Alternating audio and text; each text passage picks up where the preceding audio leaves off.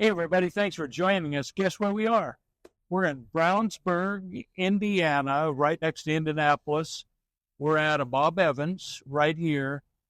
And it's been my joy to meet with Pastor Brad. And we talk about ministry and specifically the cross in Christian ministry. And so, Pastor Brad, tell us who you are and where do you pastor? Yeah, my name's Brad Meyer. I pastor Landmark Baptist Church on the south side of Indianapolis. I've been pastoring there 6 years. It was a struggle, so church revitalization, and our church is doing much better, and that's where I'm at. Pastor Brad is an illustration of what many of you out there are, and that he is bivocational. Yes. Bivocational. And I'd like for him to tell you some of the things he's learned and how he's adjusted, okay? Yeah. So it's difficult working in full-time ministry and a full-time job or even just a part-time job, juggling family, the expectations of the ministry, and the expectations of your job. A friend of mine who also did Bivo ministry for a while, he's like, you're giving all of yourself and nothing you're giving feels like it's getting enough. Your job wants more, your church wants more, your family wants more. One of the things I had to learn to do was learn to rest with things undone. We'll stop. Say that again. I have to be able to rest with things undone. There you go. That's key right there. And the realization came when I understood that no matter how much got done, there would always be more to do. Oh, I'm never going to be at the end of my work.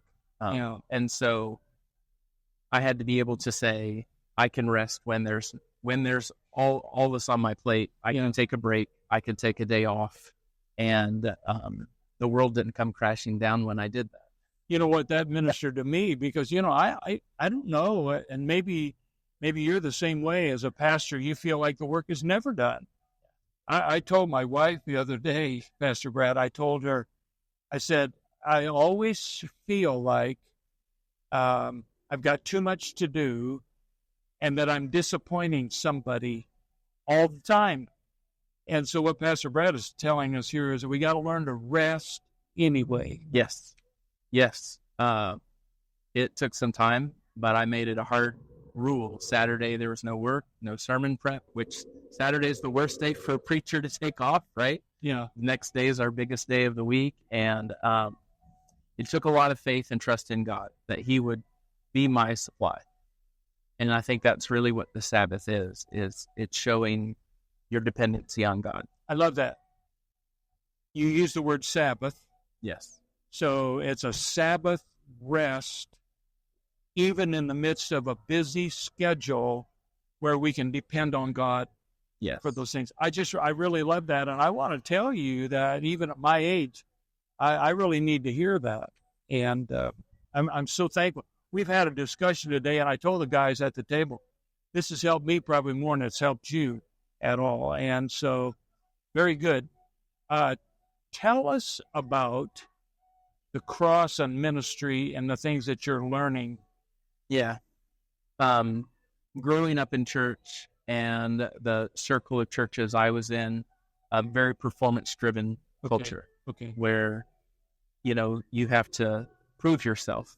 Okay. And as I've learned the gospel more, the gospel is Christ proving himself for us. And in order to really understand that, we have to let go of ourselves. So I want to be self-sufficient, and Christ wants to be all-sufficient for me. And Christ can't be sufficient for me and me be sufficient for me. It has to be one or the other. Yeah. And so where that comes down into ministry is, how am I going to rest if it depends on me? If it depends on Christ, there's my rest. Mm-hmm. It's not about how many hours I put in. It's not about my capacity or my limitations as a human being. I'm not the best at leadership or organization. And if it's self-sufficient, then that's where everything stops and ends.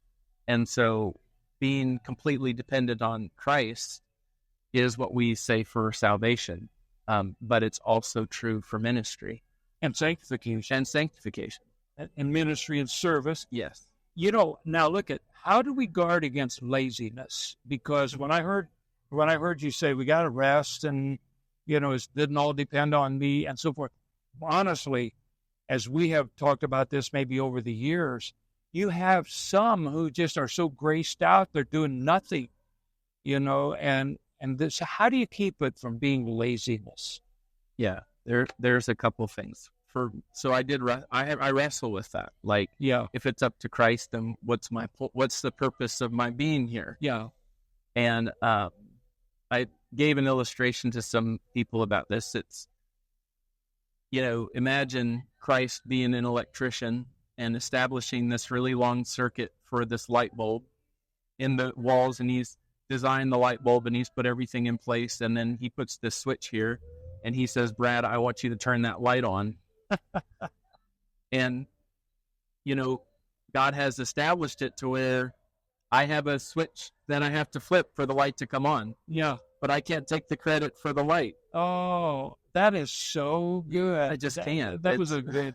And one thing, at lunch here, you said this. Let me see. You still do the work, but there's a difference. How did you say that? So, when you're living a life in Christ, behaviors don't always look different, but they feel different. Oh, yay. Say that again. So to them. When you're living in Christ, doing ministry in Christ, behaviors don't always look different, but they feel different. You're still preparing sermons. You're still visiting. You're still praying. But something inside you is different than what's going on outside. Oh, one thing that we might shorten that down to simply say it's the why I'm doing this versus the what. And another person said it's not size, it's sort. And I think that's good for me, because I say, okay, I'm preaching this sermon, or I'm doing this. Why am I doing this? Am I really doing this for God's glory? Yeah. Or am I doing this to show people how I can do stuff? It's just so tricky. It's been a great day. This is a great topic. And for all of you that are out there, bivocational, fighting these schedules, learning how to rest in the midst of that, taking care of your family, I pray that this little time here with Pastor Brad today has been a help to you. We thank you for checking in. Pastor Brad, you got a final word for the folks? It's all about Christ. He has to be the center. And the fight is, we have placed ourselves at the center. Yeah. And to humble yourself and to let him have the throne of your heart. Hey, let me do one more thing. We need to, that's true about us as pastors, individually, and we could say whether you're a farmer or a wife or whatever, but then we need to nurture this corporately, don't we? Yes. That the whole church body is convinced that it's about Christ. It's not about our building. It's not about our music. It's not about our programs. It's about Christ, and how do we let Christ build his church and still maintain responsible leadership? And so if we can do that individually, as families, and then corporately, it's a good thing. Yes, sir. God bless. Thanks, Pastor Brad. Thanks for joining us.